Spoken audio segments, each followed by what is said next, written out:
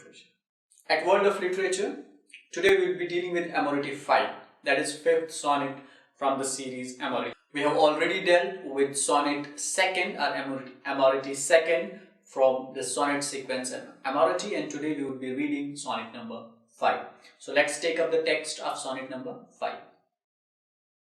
Rudely thou wrongest my dear heart's desire, in finding fault with her too portly pride. The thing which I do most in her admire is of the world unworthy most in night. For in those lofty looks is close implied scorn of base things and stain of foul dishonor. Threatening rash eyes which gaze on her so wide that loosely they may dare to look upon her. Such praise is pride, such portliness is honor, that boldened innocence bears in her eyes, and her fair countenance like a goodly banner spreads in defiance of all enemies. Was never in this world aught worthy tried, without some spark of such self-pleasing pride? This was the text of Amoretti 5, of the 5th sonnet from Amoretti. And here the tune of the poet is very harsh. He is complaining very harshly, very hardly to someone who actually is outside the series, because he uses the word thou. Thou is maybe used for some friend, maybe used for some critic who does not like his action of loving someone, or would be a reference, a person representing the society, the world, who actually is not happy with the beloved of the poet. Now let's explain one verse by verse this sonnet. The first two lines read, Rudely thou wrongest my dear heart's desire, in finding fault with her too portly pride. The word that he has used here, rudely, means offensively or ignorantly, and portly pride means dignified pride. He says, rudely thou wrongest my dear heart's desire. You are offending the dear desire of my heart. You are offending my beloved. You are offensively wronging my beloved. You are harming her reputation. How? By finding faults with her portly pride. That you say that the pride, the dignified pride that she has, is a fault in her personality, is a fault in her character. This is offending. This is offense. And you should not do such a thing. You are hurting me with such attitude, with such response. Why? He says in next two verses, the thing which I do most in her admire.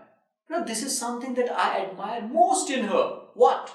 Her portly pride, her dignified pride, which you think is a flaw, which you think is a fault. For me, this is the best trait of her.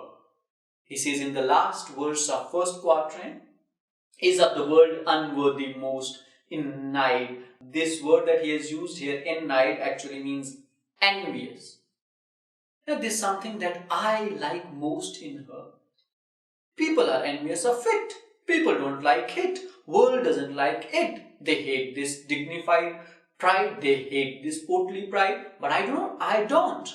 I respect her more for this. I love her more for this. I cherish this trait of her, and I think this is worthy of praise, rather than worthy of being envious, rather than considering it a flaw, considering it a derogatory character.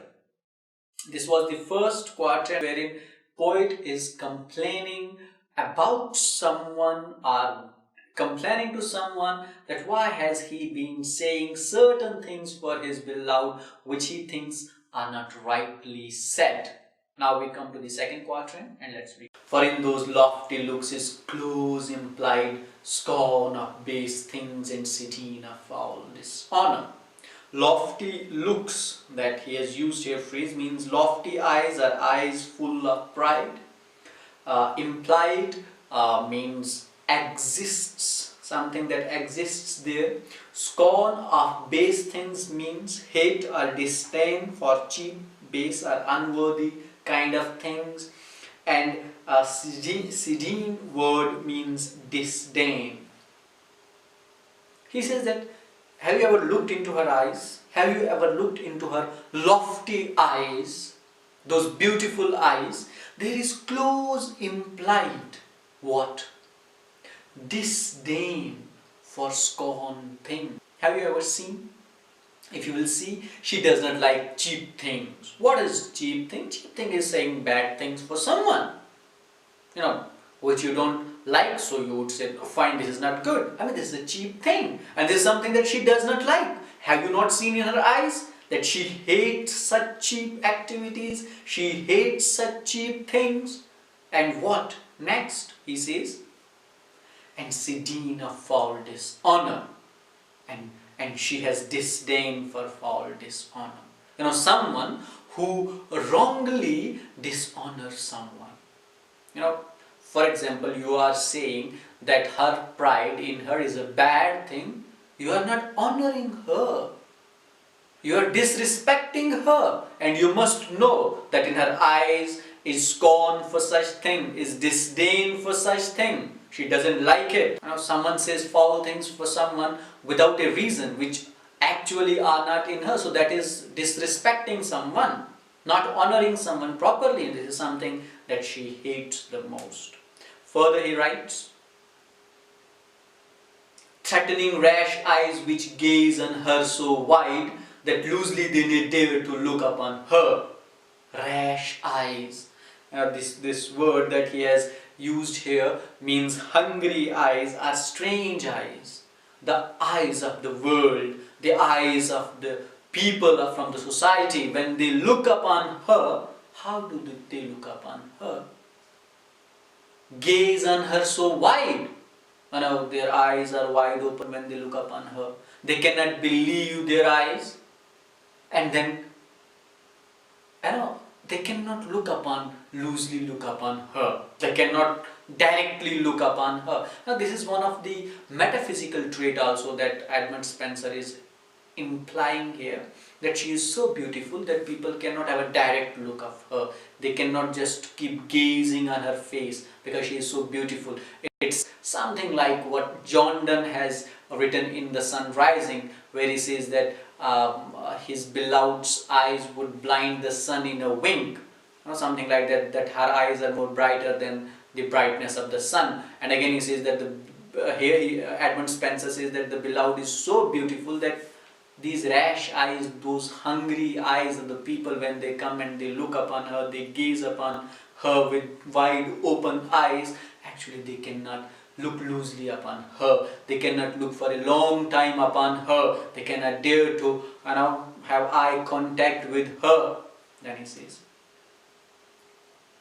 such pride is praise, such portliness is honor. This pride that you hate in her is worthy of praise. This must be praised. And such portliness is honor. Portliness means a dignified manner of walking. You may be criticizing her manner of walking. How do you know? But you don't know that this is honor. And you are dishonoring her for this. You are disrespecting her for this. Is the most devilish act that you can do. Is the worst thing that you can do. Is the worst act that you can do. He says, that boldened innocence bears in her eyes, and her fair countenance like a goodly banner spreads in defiance of all enemies. She is innocent, but there is boldened innocence in her eyes. There is bold innocence in her eyes. And this innocence of her is not a negative aspect of her personality, but a more bold and positive aspect of her personality. She uses this not for getting exploited, but for defiance of all enemies, for defending herself. Those people who come across, she comes across, those who say bad things about her, those who look upon her badly and devilishly, this pride of hers, this boldened innocence of hers is a shield for her, is a defense for her, which keeps all her enemies at bay. And he concludes the sonnet. Was never in this world aught worthy tried without some spark of self-pleasing pride. Now he concludes the sonnet with a rhetoric question that you tell me, was there ever a worthy person? Was there ever a great person? Was there ever a beautiful person without the spark of self-pleasing pride? Obviously, if someone is most intelligent, he will get that feeling of pride. Well, I have got something. If there is someone who is most beautiful, she will have that feeling that yes, I am beautiful. If there is someone more creative in the world, he will have got that feeling that yes, I am the most creative person. And if there is someone who is the strongest person, obviously he will have that self-pleasing pride. She has all right to have this pride in her.